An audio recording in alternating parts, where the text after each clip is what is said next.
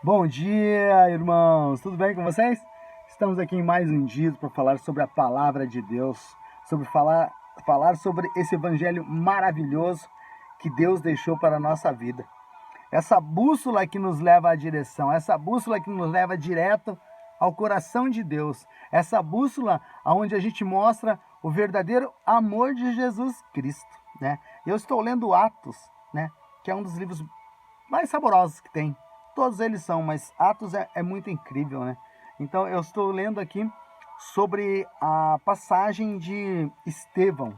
Estevão, se não foi o primeiro, foi um dos primeiros mártires em nome de Jesus, né? Ele foi chamado à sinagoga e lá ele estava sendo julgado. Na realidade, não estava sendo julgado, mas foi como se fosse um julgamento, porque no final foi dado o veredito, e o veredito foi a morte, né? Mas enfim, né? é, é difícil a gente falar de alguma coisa que a gente não conhece. Assim como é difícil você aceitar uma coisa que você não conhece. Eu li há muito tempo atrás um texto onde dizia: você mata o que você não conhece. Você mata, às vezes, por medo, né? E por você não conhecer. Então, muitas vezes, o evangelho, né, traz medo ao coração do aflito. Mas é bem ao contrário, irmãos. Eu, quando fui para a palavra de Deus, eu me senti imundo. Eu tinha vergonha de pegar a Bíblia, né?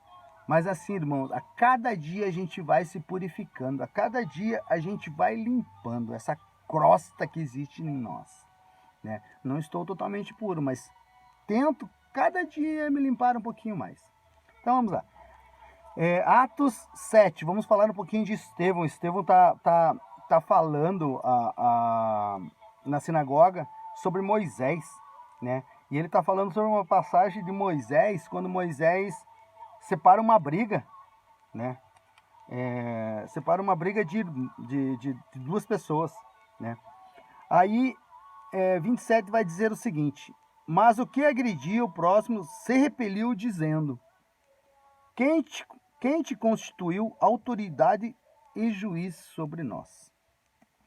Irmãos, é um texto que ele está falando sobre Moisés, coisa e tal, e que as pessoas falaram para Moisés: quem que te constituiu? Quem te deu a autoridade de ser juiz? Né? É isso que eles estão falando para Moisés, né? Pela boca de Estevão, sendo agraciado por Deus. Irmãos, ninguém me deu autoridade para falar sobre Deus, sobre Jesus, senão Ele mesmo.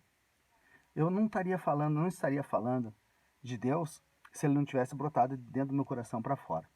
Eu não estaria falando de Deus se eu não compreendesse que aqui está João 14,6. Eu sou o caminho, a verdade e a vida. Eu não estaria falando aqui tolice. Estamos falando da palavra de Deus. Irmãos, a palavra ela é forte. Ela te puxa como ela te repele. Então, basta você usar os seus olhos. Mas quando você ler a palavra, use os olhos do coração. Tente enxergar como Jesus enxergaria. Não leia a Bíblia de uma vez só como se fosse um pote de mel. Nada em excesso é bom. Então, tenha discernimento. Então, quando este homem fala a Moisés: quem te deu autoridade? A autoridade veio daquele que guia nossas vidas, daquele que coloca fogo na sarça e ela não se queima, daquele que abre o mar vermelho e faz tantas outras coisas maravilhosas, mesmo quando a gente acha que ele não está nos ouvindo, quando a gente acha que as nossas preces estão vazias, mas ele está lá, e ele está falando com você a todo momento. Vou contar uma experiência comigo. Não era isso que eu ia falar, mas vou contar uma experiência porque tocou meu coração e eu vou falar. E o pessoal fala assim: Roberto, você fala muito de Deus. Eu falo: eu falo. Se você me der brecha, eu falo. Tento me conter várias vezes, mas o Espírito Santo não deixa, eu acabo falando. Mas enfim, né? Subindo a serra, final de semana, meu carro superaqueceu, porque houve um acidente, coisa e tal, e superaqueceu. Tranquilo, né? Se fosse um tempo atrás, estaria praguejando, né, horrores. Encostei meu carro, pegamos uma água, baixei minha cabeça, orei a Deus e falei: Senhor, não sei o que o Senhor quer comigo, não sei qual o propósito, mas o Senhor sabe de todas as coisas. Me ponho aqui diante do Senhor, seja feita a sua vontade na minha vida. Beleza, chamamos o guincho, coisa e tal, o carro abaixou a temperatura, funcionei o carro estava funcionando normal. Eu falei: não, se Deus me colocou nessa situação, não vou arriscar. Se eu tenho mecanismos de não forçar, não vou forçar o veículo. Ok. Veio o guincho, peguei o guincho, aí subi na serra.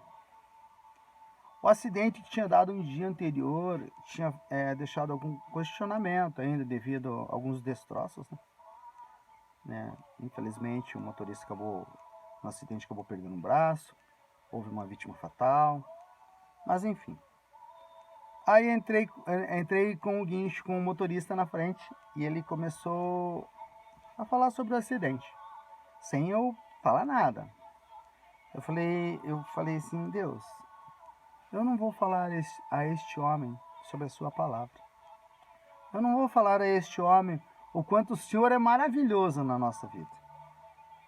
E subi a serra. Ele começou a falar.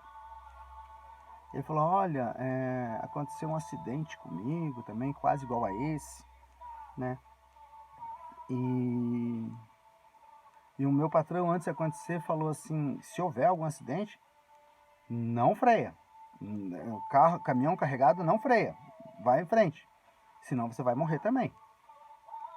E ele se envolveu num acidente há mais de 20 anos. Ele entrou numa curva a 70 carregando bobinas de papel, um peso enorme, são toneladas.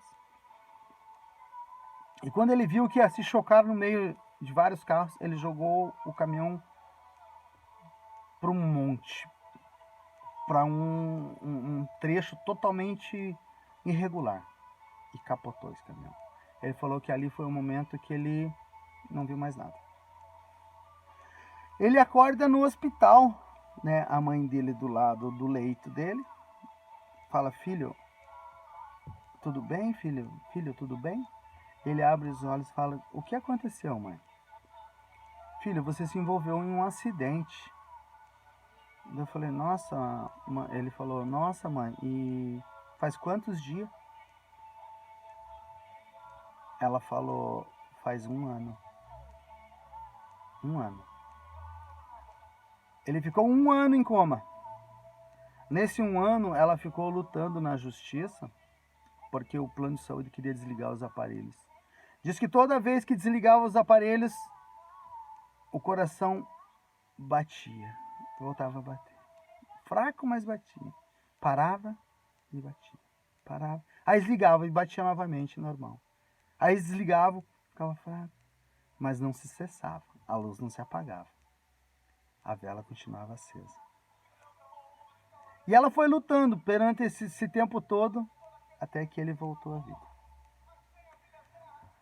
Então, irmãos, você não precisa, quando você pensar, irmãos, não existe, esse Deus não faz mais milagre. Olha que maravilhoso isso, irmão. E eu ouvindo aquilo, eu falei: oh meu Deus, me perdoe. Me perdoe por eu não ministrar uma palavra nesse momento. Me perdoe por eu não ter falado nada. Me perdoe. Quando chegamos lá em cima, que ele nos levou até o posto Paris, para quem conhece ali, a 277. Eu desci do veículo, bati nas costas dele, ele levou um susto. Eu falei: irmão, quando falarem para você que Deus não existe, conta essa história. Só conta essa história, que é maravilhosa. Então, meus irmãos, esse é o Deus que a gente segue. Esse é o Deus vivo que muda a nossa história. Esse é o Deus que quer transformar a sua história. A gente vê em Atos 7:57, quando Estevão tinha falado tudo o que tinha que falar, eles, porém, clamando em voz alta, taparam os ouvidos e, unânimes, arremeteram-se contra ele. Não tape o seu ouvido, irmão. Não tape o seu ouvido. Quando a gente traz a palavra de Deus, a gente não quer ofender ninguém. A gente não quer que você aceite pela força. Porque se Deus quisesse, Ele mesmo faria. Ele tem o poder de tudo. Ele tem o poder sobre a água, sobre o fogo, sobre o vento, sobre o ar, sobre a terra, sobre o universo. Ele tem poder de tudo. Ele não quer isso. Ele quer que você sinta aqui, ó, no seu coração. É isso que vai fazer com que você vá para Ele. Não é o que eu estou dizendo, não é o momento de emoção, não é o teu pastor. Você vai sentindo, cada dia você vai sentindo o calor e você vai sentindo a presença de Deus, porque Deus vai usando todos que estão à tua volta para falar sobre Ele. Irmãos, tenham um excelente dia e meditem na palavra. Deus tem coisas maravilhosas na sua vida. Fiquem todos com Deus.